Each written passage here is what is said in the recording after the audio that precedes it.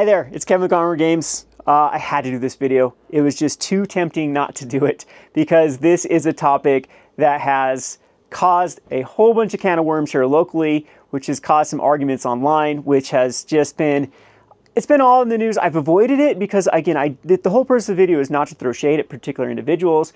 It's not to cause fights or wars or whatnot. But we are going to talk, of course, Rudy did a video on his losses on Metazoo. So I'm going to show you my losses on Metazoo and get a little backstory of Metazoo and why I think this is a warning sign going forward when people actually want to invest in speculative product. So the whole story of Metazoo and how we started carrying is, first of all, of course, patrons. There's a lot of overlap between people that subscribe to me and people that subscribe to YouTube or to Rudy.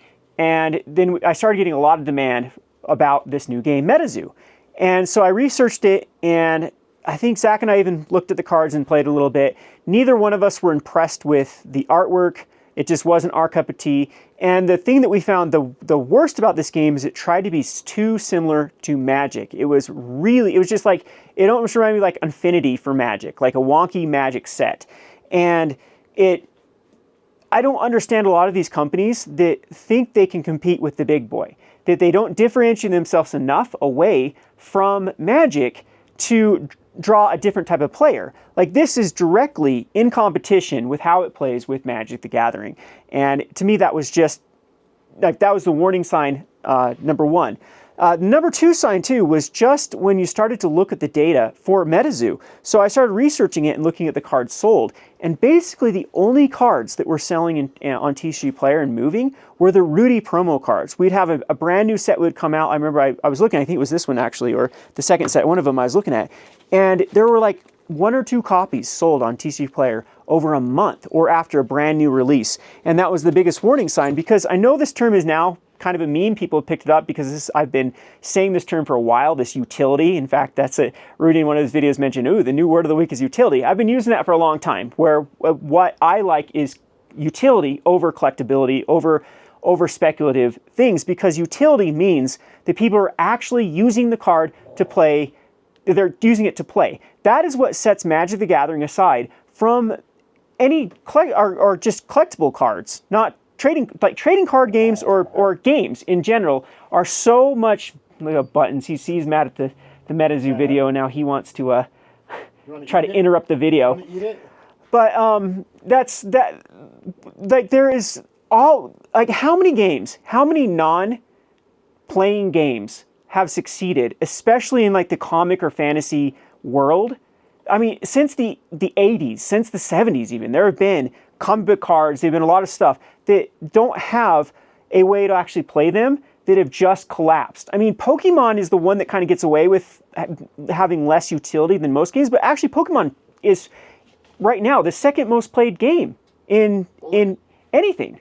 So it does have that. Utility cards sell, though. Yes, and that's what I'm saying with Magic the Gathering. That's kind of the direction I'm going with Metazoo. And so that was like the first warning sign, is that no one was actually playing this game. There were rumors of people playing this game, but the data just did not back up that people were actually sitting down and buying cards and playing this game. It was definitely more gimmicky. And again, it's not to say that people didn't have fun playing this game. I had patrons that enjoyed it. I had a particular patron that his kids loved it. And because it was kind of a wonky game that they could just sit down and play. And it kind of reminds me of these like Munchkins or Killer Bunnies. They definitely have a market, but those are not mass produced. They're not trying to compete with Magic. They're doing their own little small releases.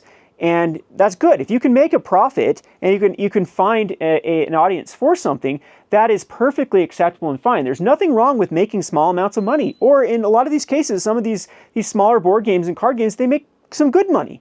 But the Metazoo tried to leap out and compete immediately with Magic the Gathering, and unfortunately it got that hype train behind it where everyone was like, oh, this can be the next biggest, greatest thing. Which leads me to my next can of worms, which happened here locally. We have a particular individual in this area that gets into every new hype, and he goes crazy about it, and then starts to get everyone crazy about it, and like, oh, this is gonna be the next biggest thing. And he came in and he demanded that we start doing Metazoo. And because it's going to be bigger than Magic. It's going to just take over. It's going to be worth so much money. And we better get in on it now. And look at the first edition boxes.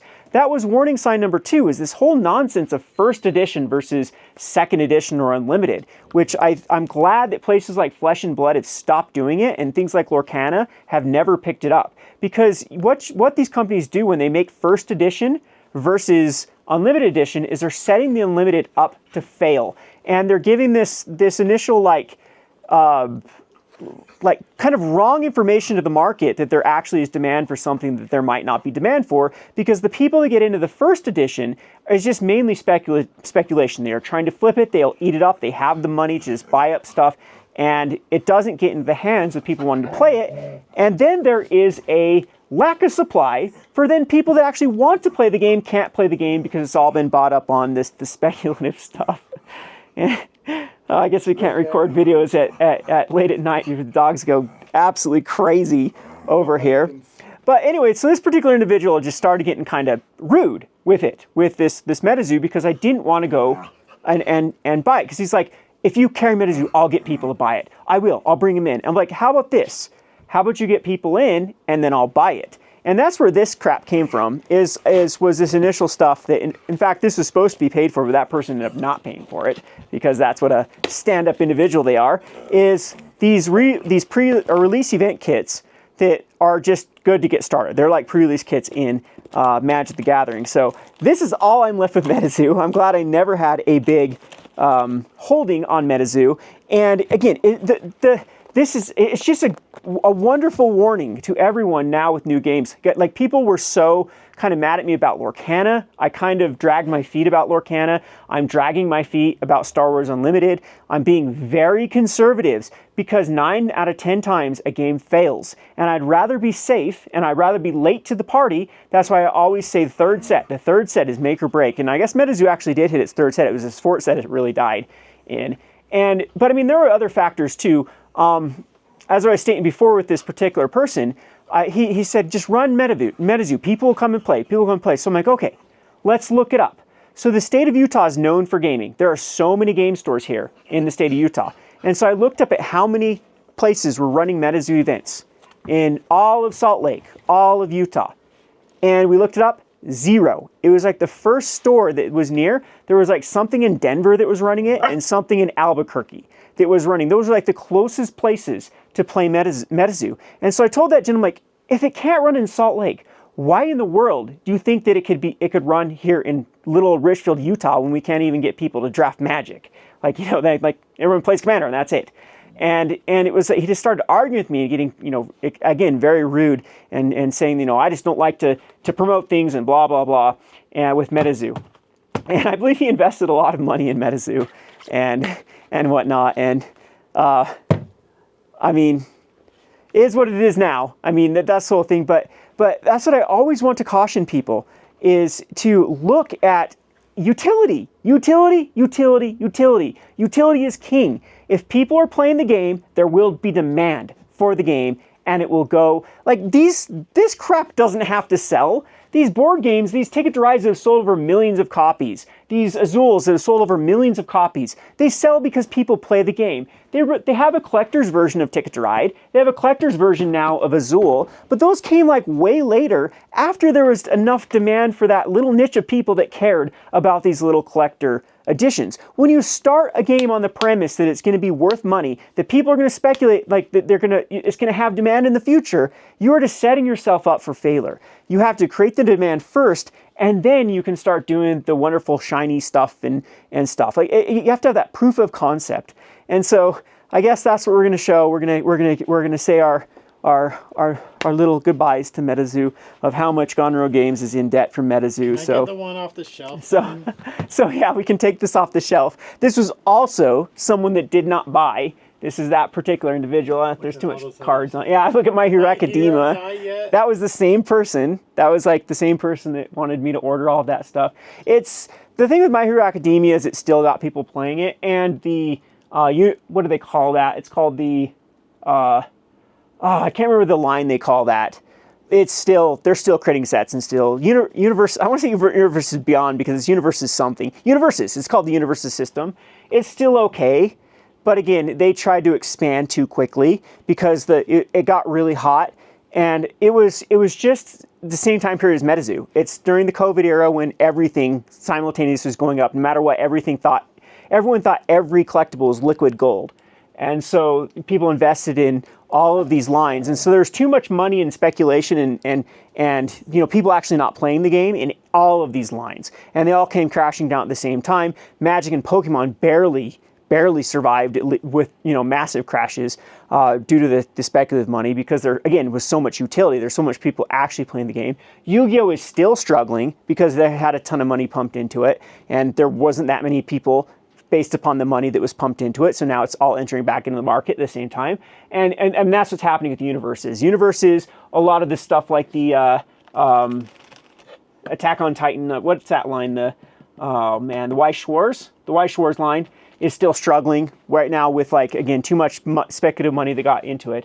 But again, at least those even have even better IPs. Metazoo doesn't have anything with it. There's nothing. There's a Rudy promo. The IP was Rudy. Rudy was the IP. And so, and it was just it was so destined to fail just because of that. And so I think we have some little event decks back up in there too.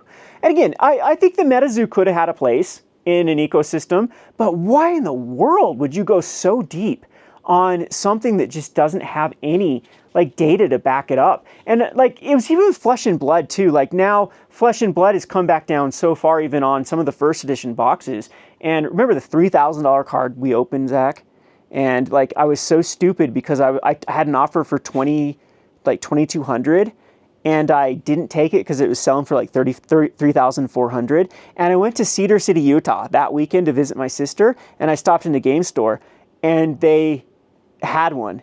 And I'm like, crap, it's not as rare as everyone says it is. If another place, like another store that probably didn't open that many boxes, as Buttons attacks the cameraman, has opened up another $3,000 card, it can't be that rare. And by the time we tried to put it on market, it just dropped and dropped and dropped and dropped and dropped. And it's now like, what, $300 maybe for that card? Yeah, and it's still not selling that rate. And so like Flesh and Blood, the good thing about Flesh and Blood is it did have some legs to stand on because it was a game that was well designed, and it is a game that was pretty well managed once they stopped listening to the speculative crowd. Once they actually started to focus on tournaments and focus on utility, that's when I think Flesh and Blood started to recover and started to get back away from this garbage of first edition.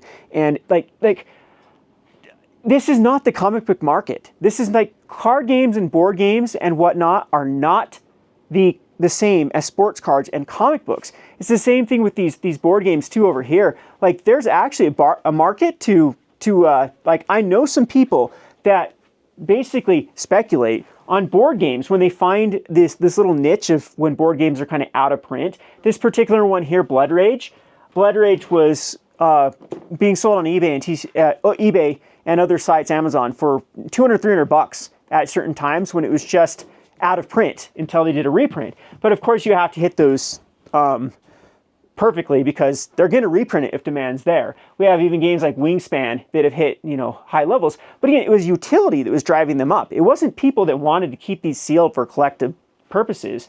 It was like, people actually had the demand to play these things, and then that's when they went up. So again, when we judge a card game and you get into any of this new hype, which I'm telling people, I'd rather be late to the party for Star Wars than get in on it now and lose my shirt over it. I've been burned too many times with trying to Star Wars games.